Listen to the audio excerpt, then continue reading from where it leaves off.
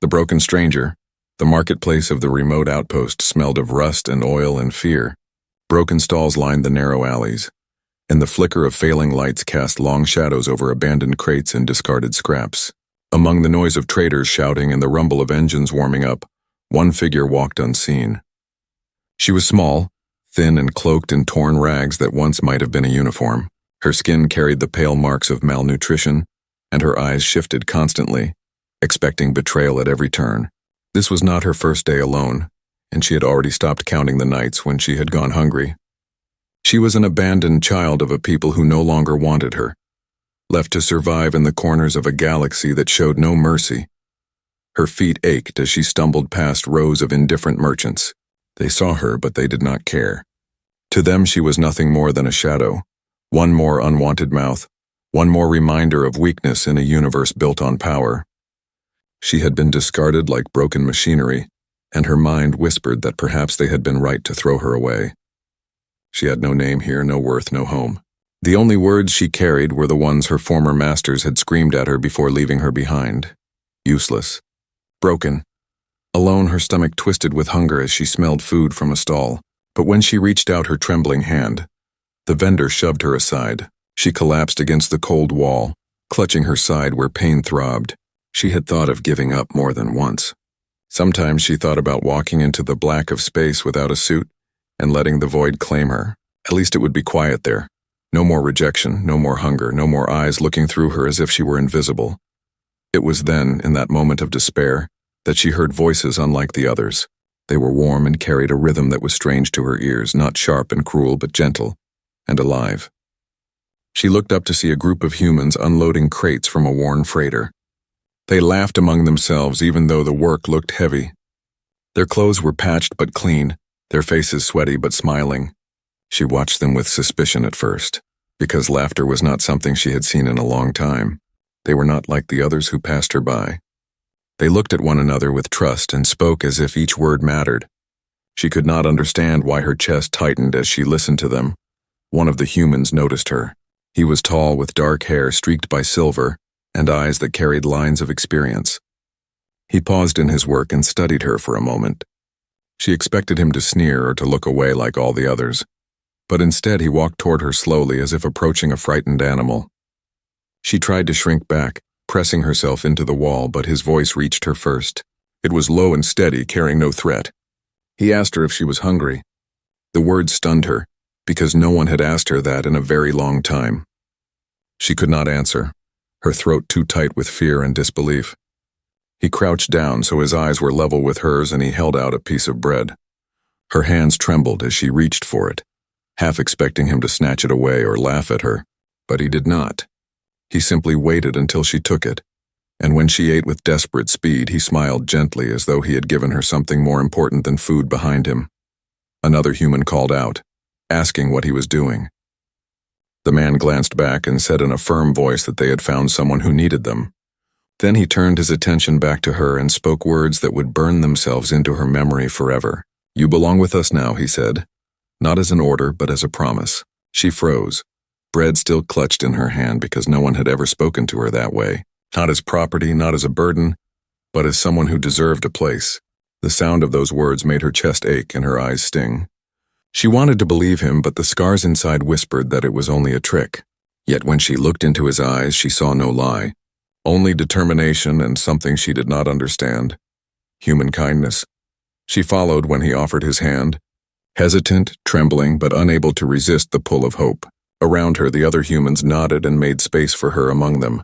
They gave her water, simple food, and space to breathe.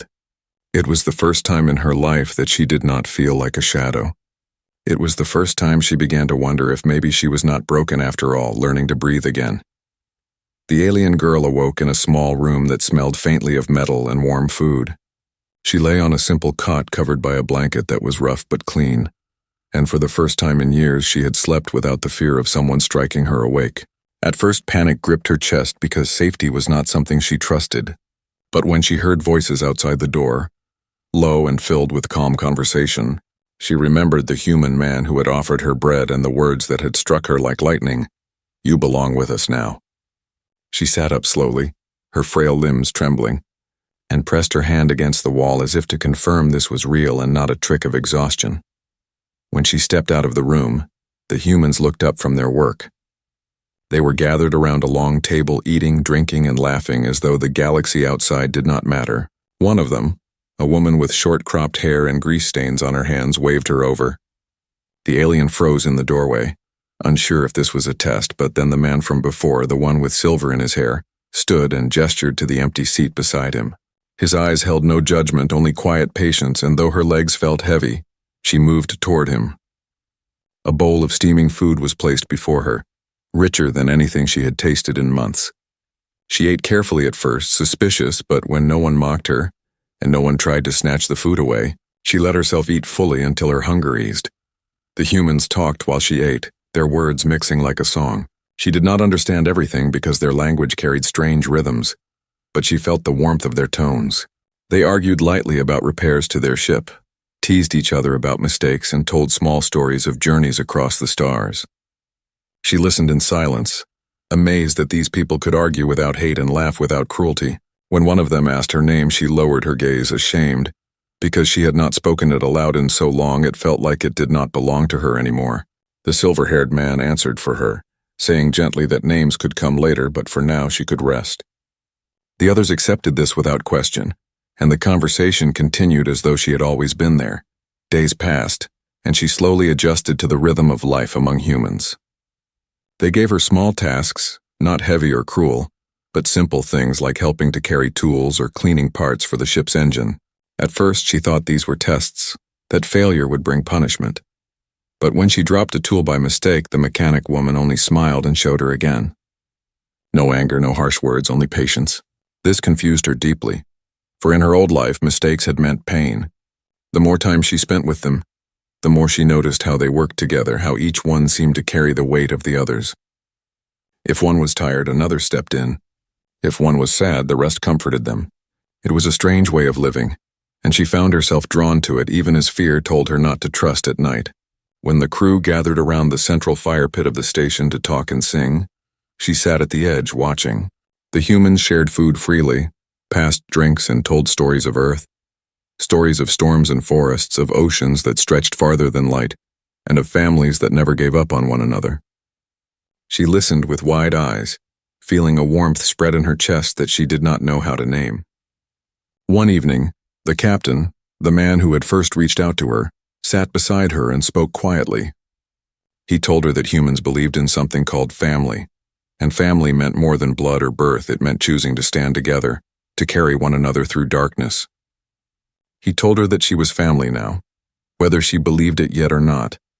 His words shook her because they sounded impossible, yet something inside her wanted desperately for them to be true.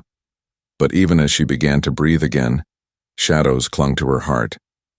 Memories of chains, of voices calling her broken, of being left behind, all whispered to her that this could not last. She sometimes woke in the night with fear clawing at her chest, afraid that when morning came, the humans would change their minds and cast her aside. Once she tried to slip away quietly, thinking it was better to leave before rejection came, but the captain found her at the airlock.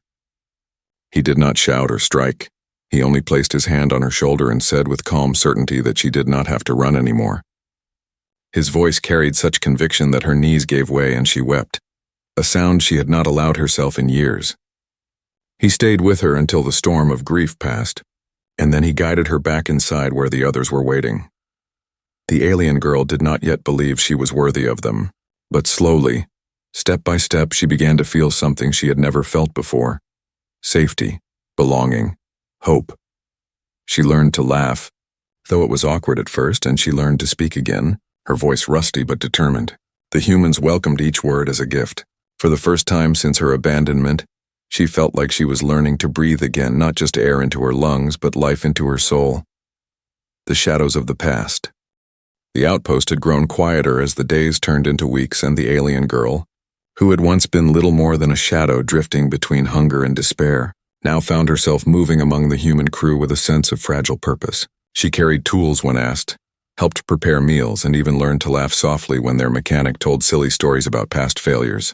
Her eyes no longer darted constantly with fear, though the scars of her past never truly left her. At night, when the hum of the station was the only sound, she lay awake and remembered the harsh voices of her former masters and the look in their eyes when they left her behind. She tried to bury those memories beneath the warmth of the human's kindness, but sometimes memories are not so easily buried. The first hint of danger came in the form of whispers. Traders passing through the outpost spoke of bounty hunters asking questions, of shadowy figures searching for someone who matched her description. The humans heard these rumors and pretended not to be alarmed, but their captain's jaw tightened whenever the subject arose. The girl noticed, though she tried to say nothing, afraid that by admitting the truth of who hunted her, she would lose the only home she had found. But humans had a way of seeing through silence, and one evening, as the crew sat together in the mess hall, the captain placed his cup down and turned his gaze toward her. His voice was calm, but there was no mistaking the steel in it as he asked who exactly was looking for her. Her hands shook as she tried to answer, words catching in her throat. The crew waited patiently, no one rushing her, until finally she whispered the truth. She had been raised among a faction that dealt in flesh and fear, beings who believed loyalty came from pain and obedience was carved through suffering. She had failed them once, too weak to meet their cruel demands, and in their eyes weakness was unforgivable. They had abandoned her to die, but had later placed a bounty on her head, not out of desire to have her back, but as a way to remind others what happened to failures. To them, she was a symbol of punishment, a warning carved into living flesh. She expected the humans to recoil, to see her as tainted, but instead their mechanic woman slammed her hand on the table and cursed the faction that had done this. The pilot leaned forward and asked with cold fury why anyone would waste resources hunting someone who had already been thrown away. The captain listened silently, his eyes locked on hers, and then he said the words that left her trembling. "No one will touch you while you are with us." Those words spread through the crew like a spark catching fire. It was no longer a question of if they would protect her, but how. They began taking precautions, changing docking codes, upgrading shields, keeping weapons closer at hand. She tried to protest, to say she was not worth this risk, but every protest was met with the same answer from each of them. "You are one of us now." She could not understand why they would stand against danger for her. All her life she had been told she was nothing, broken, disposable, yet these humans were preparing to fight for her as if she were precious. At night she sat awake again, but this time her tears were not only of fear but of confusion, for she could not reconcile the cruelty of her past with the strange kindness of the present. The rumors soon turned into reality. A passing freighter carried news of a small fleet that had entered the sector, ships known for carrying slavers and raiders. They had been asking not only about her, but about the humans who had taken her in. The captain gathered his crew and spoke plainly. The galaxy would see this as foolishness, he said, a human ship standing against a fleet. But humanity had never cared much for what the galaxy thought. They looked at one another and nodded, the decision already made before the words were spoken. The girl sat frozen as she realized what they were willing to do. She tried to beg them to let her go, to cast her out so they would be safe, but the captain silenced her with a raised hand. His voice was gentle but unyielding as he told her that family was not abandoned, not ever. That night she sat with them by the fire pit once again, the warmth of the flames reflecting in their eyes. She listened as they spoke of plans and defenses, of escape routes and strategies, but underneath it all lay a truth that made her chest ache. They were not preparing only for themselves, they were preparing for her. She had been left behind once before, but here, among these humans, she had found something she thought impossible. She had found people who would not leave, people who would face shadows and fire rather than see her harmed. For the first time since her exile, she felt the heavy chains of fear shift. Not gone, but loosened by the weight of human loyalty. And yet deep within her, a question burned. Could she ever be worthy of this? Could someone as broken as she had been truly belong in the circle of such fierce protectors? The answer had not yet come. But as the fire crackled and the humans laughed softly among themselves, she clung to the fragile hope that maybe, just maybe, she was not alone anymore. A place at the fire. The raider fleet had not yet arrived, but their shadow stretched long across the outpost. Rumors moved faster than ships, and every trader who passed through carried whispers of the bounty and the broken girl who had somehow found shelter among humans. Some spoke with disbelief, others with scorn, but a few spoke with quiet awe, for the humans had not only refused to hand her over but had made it clear that she was family. The girl heard these whispers whenever she walked the narrow corridors of the station. She lowered her gaze, ashamed of the attention, yet she could not stop the faint stirring in her chest, a fragile pride she had never known. The humans seemed unchanged by the whispers. They went about their days with the same rhythm of work and laughter. The mechanic woman cursed at stubborn engines and then laughed when she fixed them. The pilot argued cheerfully with the navigator about star charts, and the captain moved among them with steady calm, always with an eye on her as though making sure she knew she was safe. They drew her into their circle more each day, never forcing but always inviting until the moments she spent alone grew fewer. She learned to prepare meals with them, to clean tools, and even to hum quietly along when they sang. At first her voice shook, but no one mocked her. Instead they smiled as if each hesitant sound was precious one evening. When the stars glimmered beyond the viewport and the crew gathered around the fire pit, as was their tradition, the captain gestured for her to sit beside him. The flames painted his face in shades of orange and gold, and his voice was warm as he began to speak of Earth.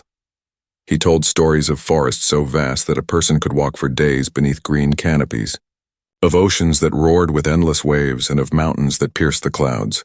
The others joined in, adding their own memories, songs sung in fields, laughter in crowded markets, children playing in the rain. The girl listened, her eyes wide, and for a moment she forgot the weight of her past. She had never known a place of such beauty, never imagined a world where life was not a constant battle for survival. When the humans finished, they turned to her and asked gently if she would share something of her own. Panic rose in her chest. Her life had been nothing but chains, hunger, and abandonment. What story could she tell that would not sour their joy? She hesitated, her hands trembling, but then she saw the quiet patience in their eyes. They were not demanding entertainment. They were offering her a place at the fire, a chance to let her voice be heard. Slowly, haltingly, she spoke.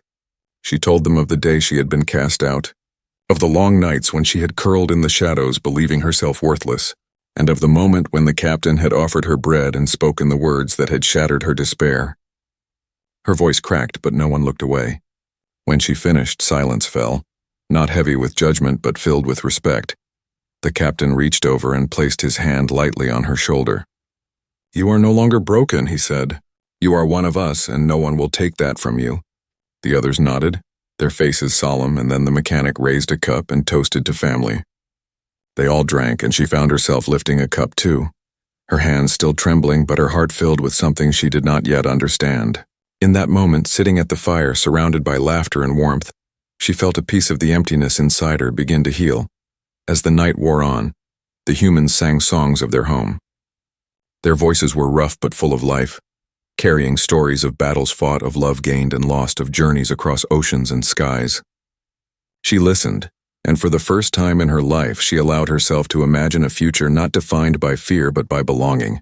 The thought frightened her as much as it comforted her, for hope was a dangerous thing, but she could not stop the spark that had taken root in her chest. The galaxy beyond the station still whispered of raiders and vengeance, and the threat had not faded. Yet here, in the glow of the fire, she felt stronger than she had ever felt. She was no longer only surviving. She was beginning to live, and though the shadows of her past loomed ever closer, she now knew she would not face them alone, for the humans had given her something she had never believed possible. They had given her a place at the fire, and with it a place in their hearts. The threat arrives. The first sight of the raider fleet came at dawn on the station's long-range sensors.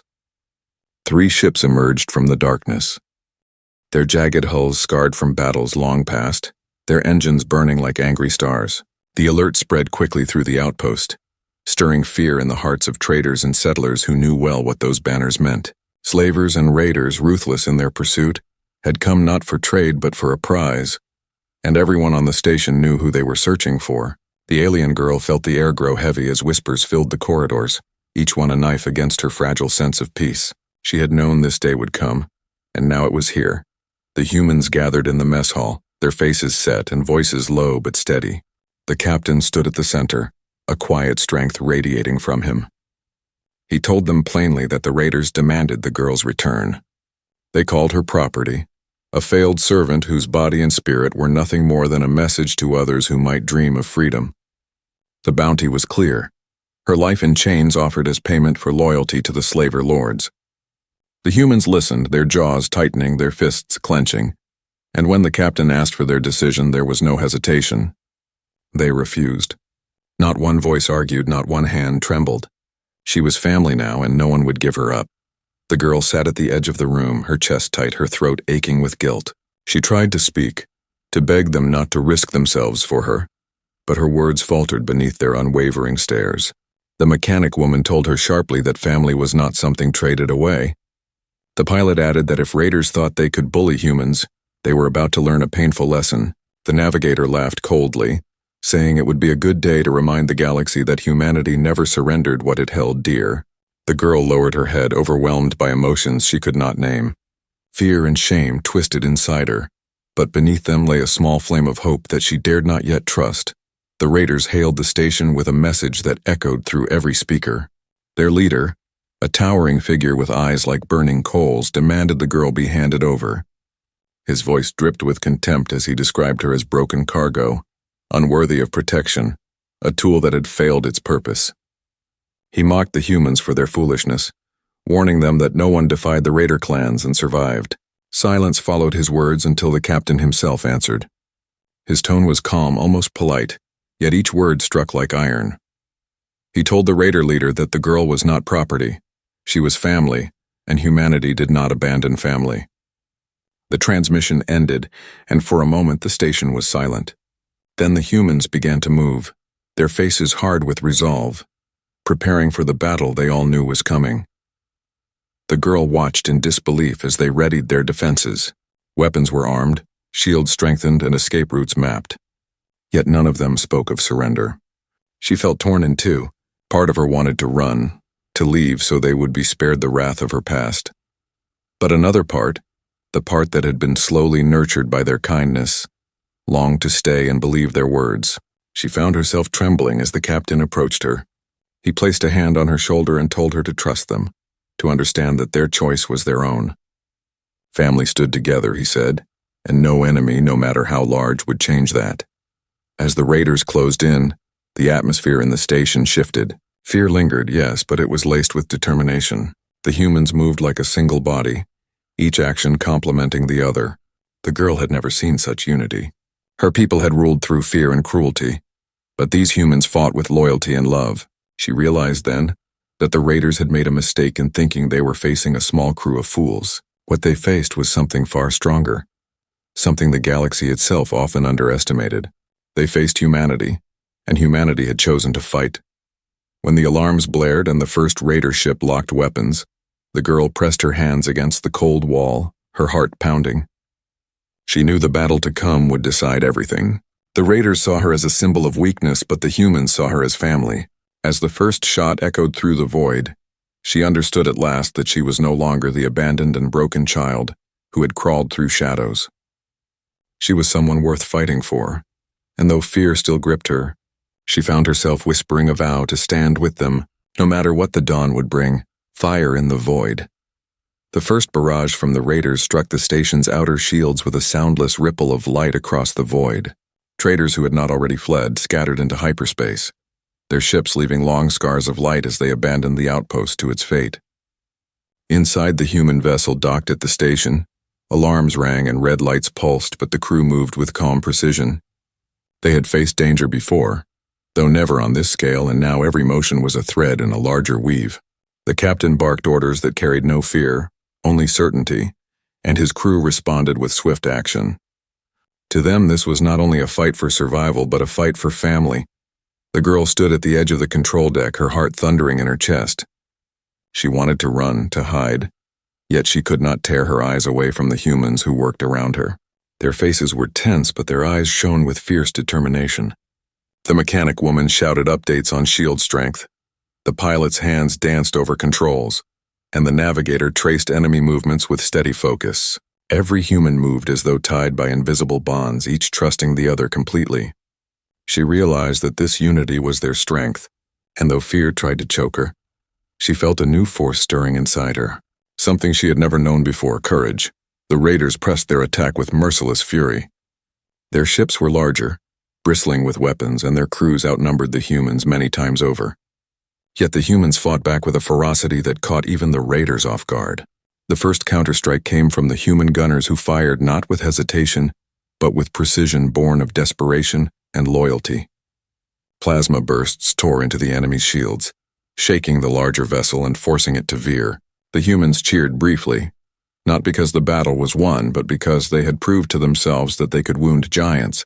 As the fighting intensified, the girl felt useless standing still, her hands clenched and unclenched, her chest burning with the memory of chains and cruelty. She could not fight with weapons, but she knew things about the raiders that the humans did not. She stepped forward and told the captain in a trembling voice where their weak points lay, how their shields were timed to cycle every few seconds, how their formation always left a vulnerable gap at the rear.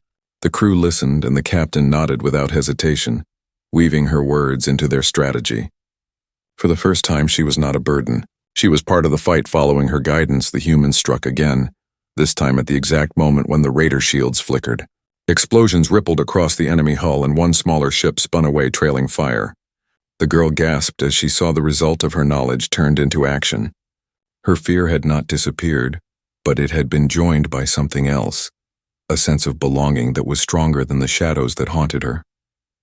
She was no longer hiding behind them. She was standing beside them. The battle raged on, the void lit with the fury of clashing ships. The humans moved as though born for this, every strike fueled by an unyielding will. The raiders screamed threats across the comms, demanding surrender, mocking the humans for protecting what they called broken cargo. The captain answered only once, his voice carrying like steel through the silence between stars. He told them that humanity did not surrender family, not to anyone, not ever. The crew cheered at his words, their spirits burning brighter even as the fight dragged them to the edge of exhaustion. The girl found herself drawn deeper into the struggle. She called out warnings as she recognized enemy maneuvers. She helped reroute power when systems faltered, and when the shields began to buckle, she stood shoulder to shoulder with the mechanic, passing tools and holding wires steady. Sweat ran down her skin. Her muscles trembled, but she did not falter. Every moment she fought beside them, she felt the chains of her past breaking link by link. For the first time, she was not alone in her struggle. For the first time, she wanted to fight not only to survive, but to protect those who had given her a home. When one raider ship finally broke apart in a burst of fire, the humans erupted in fierce cries of triumph.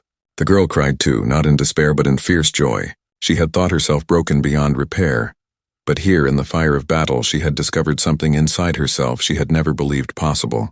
She was not useless. She was not weak. She was family. The raiders still outnumbered them and the fight was far from over, yet the tide had shifted. The galaxy beyond the battle would soon hear of how humans, a people often dismissed as fragile, had faced overwhelming odds to protect one of their own. And in the heart of it all stood the girl who had once been abandoned and forgotten, now rising with the strength of belonging burning within her. Fire lit the void, and with it she realized that she was ready to face whatever came next. Not as property, not as a burden, but as one of them. You belong with us. The battle stretched into the long hours of the night, the void outside the station glowing with burning wreckage and drifting debris. The raider fleet had come with confidence, certain that a small human crew would break under their fury. Yet the fight had not gone as they imagined. The humans refused to yield, their ship battered but unbroken, their spirits fierce and unshaken. Every strike from the raiders was met with defiance, every insult answered with silence and fire. And at the heart of it all stood the girl who had once been abandoned, no longer cowering in shadows but standing among her new family as they fought for her, and with her.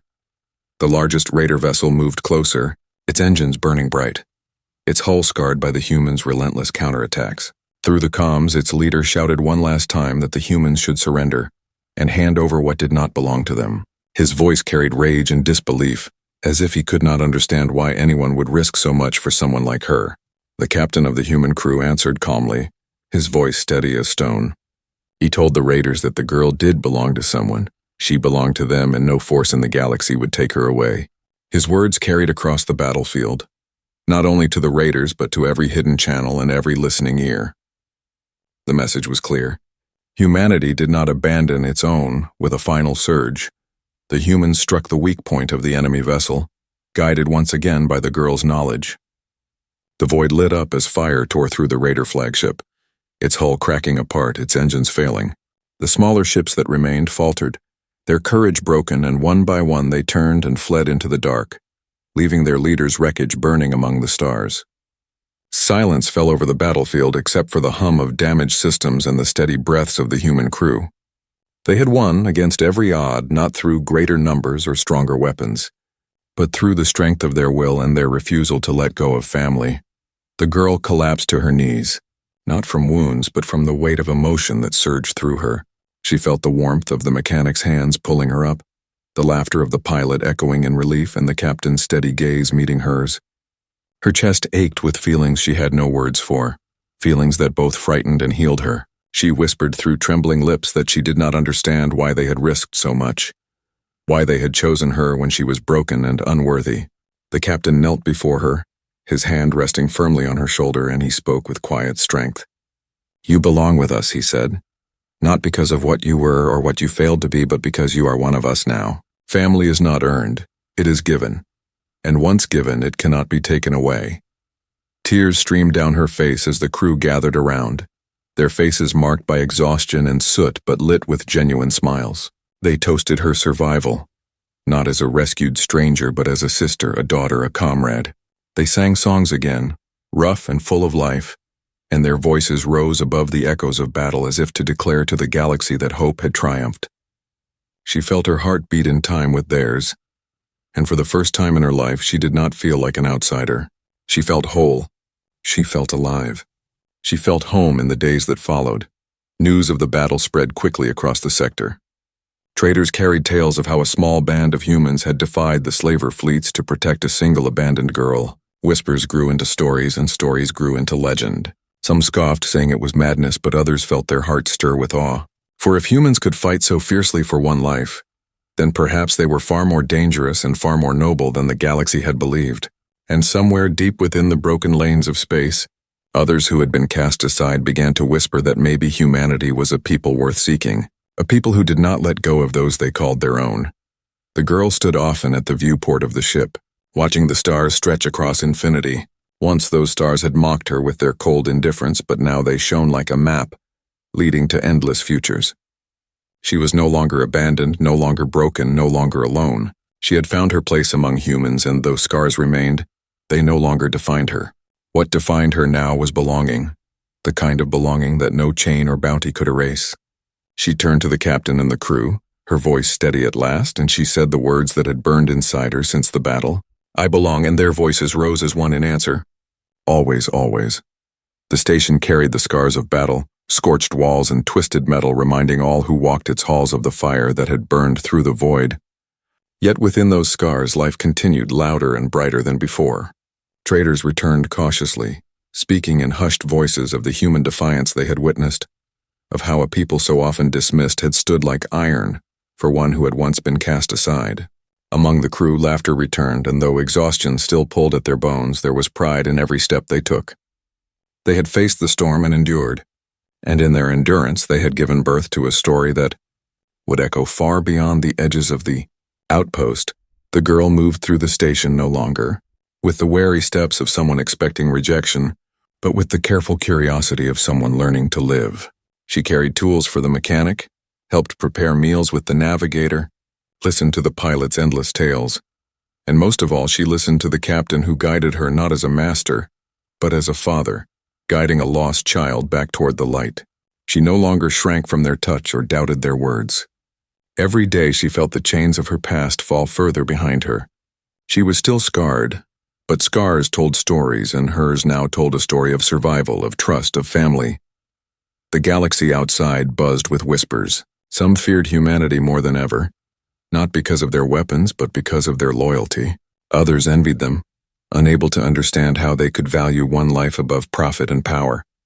And somewhere, in places where shadows gathered, broken souls whispered of earthborn fire and of a people who never abandoned those they called their own. For the girl, those whispers no longer carried fear. They were proof that her pain had not been wasted. Her suffering had been turned into a spark that lit the stars with a message the galaxy would never forget.